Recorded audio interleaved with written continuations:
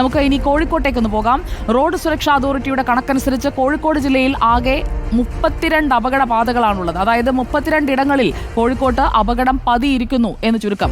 ദേശീയപാത 766 കോഴിക്കോട് മൂഴിക്കൽ മാനാഞ്ചിറ റോഡിലെ അപകട വളവിലേക്ക് നമുക്കൊന്ന് പോകാം. വി എസ് രഞ്ജിത്ത് അവിടെ നിന്ന് തത്സമയം നമുക്കൊപ്പം ചേരും. V S Ranjith, good evening. അപകടം ഇരിപ്പുണ്ട് അവിടെ എന്ന് നമ്മൾ ഓരോ വളവും എണ്ണി പറയുകയാണ്. കോഴിക്കോട്ട് നമ്മുടെ എണ്ണത്തിൽ പതിഞ്ഞ പാതകൾ എത്ര? ഇപ്പോൾ രഞ്ജിത്ത് നിൽക്കുന്ന പാതയിലുണ്ടായ അപകടങ്ങളുടെ ഒരു ചരിത്രം എന്താ?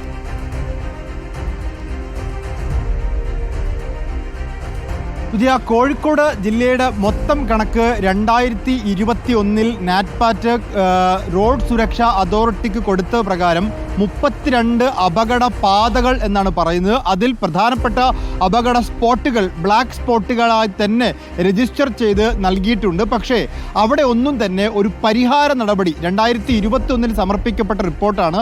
ഇതുവരെ ഒരു പരിഹാര നടപടിയും ഉണ്ടായിട്ടില്ല. ഈ മൂഴിക്കൽ മുതൽ മാനാഞ്ചിറ വരെയുള്ള 9 കിലോമീറ്റർ സ്ട്രെച്ചിൽ ഏറ്റവും കൂടിയ അപകടം ഉണ്ടായിട്ടുള്ളത് എന്നുള്ളതാണ് നാറ്റ്പാറ്റിന്റെ റിപ്പോർട്ട് പ്രകാരം പറയപ്പെടുന്നതും. ഞാൻ നിൽക്കുന്നത് ഇപ്പോൾ ഈ മൂഴിക്കൽ ഭാഗത്താണ്. 3 വളവുകൾ 3-4 വളവുകളുണ്ട്. ഇപ്പോൾ ഞാൻ കാണുന്ന മഹേഷ് ഈ ഭാഗത്ത് തിരിച്ച് ക്യാമറ തിരിക്കുമ്പോൾ കാണുന്ന ഒരു വളവാണ്. ഒരു വളവ് തിരിഞ്ഞാണ്, ഒരു സ്ട്രെയിറ്റ് റോഡ് വളവ് തിരിഞ്ഞു വരികയാണ്. നേരെ കാണുന്ന ഒരു സ്ട്രെയിറ്റ് റോഡാണ്, അതൊരു വളവ് തിരിഞ്ഞു വരുന്നു.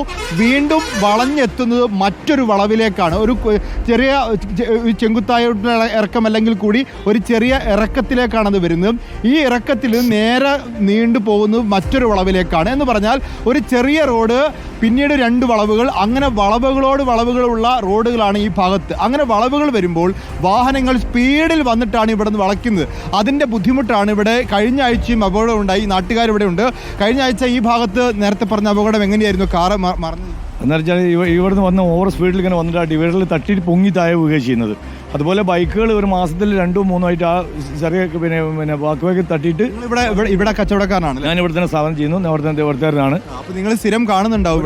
മഞ്ചാന്നോട്ടുണ്ടായിട്ടുണ്ട് 2 ബൈക്കുകൾ ഒരുമിച്ച് അവിടെ ഒരഞ്ഞ് വീഴാനുണ്ടായിരുന്നത്. ഈ ആറ് മറിഞ്ഞ് നിങ്ങൾ സ്ഥാപനം നിൽക്കുന്ന ആ പറമ്പിലേക്ക് 2-3 പ്രാവശ്യം വീണിട്ടുണ്ട്. കാർ ആ ബോർഡ് അടക്കം പൊളിച്ചിട്ട് കഴിഞ്ഞ 3 മാസം മുമ്പേ നല്ല ആക്സിഡന്റ് ഉണ്ട്. നിറയെ വളവുകളാണല്ലോ. ഇപ്പൊ ഈ കാണുന്ന വളവ് കൂടാണ്ട് തന്നെ മൂഴിക്കൽ ഭാഗത്ത് പോയി അവിടെ വളവുണ്ട്. രണ്ടാമത്തെ വളവ് കൂടുതലായിട്ട് അപകടം സംഭവിക്കുന്നു. ഒന്ന് ഇവിടെയും ഒന്ന് മർക്കസിന്റെ അടുക്കലുള്ള താഴെയുള്ള ആ ഓങ്ങര ഭാഗങ്ങളിലും പിന്നെ നമ്മളെ മൂഴിക്കലെ ജംഗ്ഷനിൽ വരുന്ന ആ വലിയ വളവിലാണ് കൂടുതലായിട്ട്.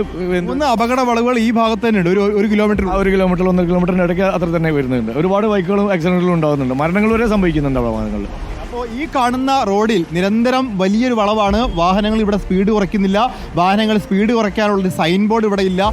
ഈ കാണുന്ന ഭാഗത്തേക്ക് തെറിച്ചു വീഴുന്ന പതിവാണ് സാധാരണ ഉണ്ടാകുന്നത്. അപ്പോൾ ഇത്തരം അപകട വളവുകൾ നിവർത്താൻ എന്തെങ്കിലും സജഷൻസ് ഉണ്ടായിരുന്നു? ഇല്ല, ഇപ്പോൾ പിന്നെ വൈഡനിങ് ഉണ്ട്, ഇത് റോഡ് വികസിപ്പിക്കുന്നുണ്ടെന്ന് പറഞ്ഞിട്ട് അതിൻ്റെ 35-40 മീറ്ററിൽ വളവ് വരുന്നുണ്ട്. അപ്പോൾ അതിൻ്റെ ഭാഗമായിട്ട് വലതുഭാഗം ഇത് കൂട്ടാന്നുള്ള അഭിപ്രായത്തിലൊക്കെ ഉണ്ട്. റോഡ് വീതി കൂട്ടാനുള്ള ഒരു പ്രപ്പോസൽ നിലനിൽക്കുന്നുണ്ട് അല്ലേ? ഓക്കെ, അപ്പോൾ ആ പ്രപ്പോസൽ നിലനിൽക്കുന്നുണ്ട്. ഇത് ദേശീയപാത 766 അപ്പോൾ ഈ 766 എന്ന് പറയുന്നത് കോഴിക്കോടിൻ്റെ മലയോര മേഖലയിലേക്കും വയനാട്ടിലേക്കും ഒക്കെ പോകുന്ന റോഡാണ്. പ്രധാനപ്പെട്ട റോഡാണ്. KSRTC ഉൾപ്പെടെയുള്ള വാഹനങ്ങൾ നിരന്തരം കടന്നു പോകുന്ന റോഡാണ്. അപകടങ്ങൾ പതിവായിട്ടുള്ള ഈ വളവിൽ എന്തെങ്കിലും അടിയന്തരമായി പാലക്കാട്ടെ സംഭവത്തിന്റെ പശ്ചാത്തലത്തിൽ അടിയന്തരമായി സർക്കാർ ഇടപെടൽ ആവശ്യമുള്ള ഒരു മേഖലയാണ് ഇത് എന്ന് പറയാതെ വയ്യ. സുജയ. ഓക്കെ, വി എസ് രഞ്ജിത്താണ്. 14 ബ്ലാക്ക് സ്പോട്ടുകൾ സംസ്ഥാന പാതയിൽ നിൽക്കുന്നു. അപകട വളവുകളിൽ പതിയിരിക്കുന്ന അപകടങ്ങൾ, അത് കോഴിക്കോട്ടെ മാത്രം കാഴ്ചയാണ് നമ്മൾ ഇപ്പോൾ കണ്ടത്. നമ്മൾ സംസ്ഥാനം മുഴുവൻ സഞ്ചരിക്കാൻ പോവുകയാണ്. ഏതൊക്കെ വളവുകളിലൂടെ നിങ്ങൾ യാത്ര ചെയ്യുമ്പോൾ കൂടുതൽ ശ്രദ്ധിക്കണം എന്നതാണ് നമ്മൾ പറഞ്ഞു തരാൻ പോകുന്നത്. അതോടെ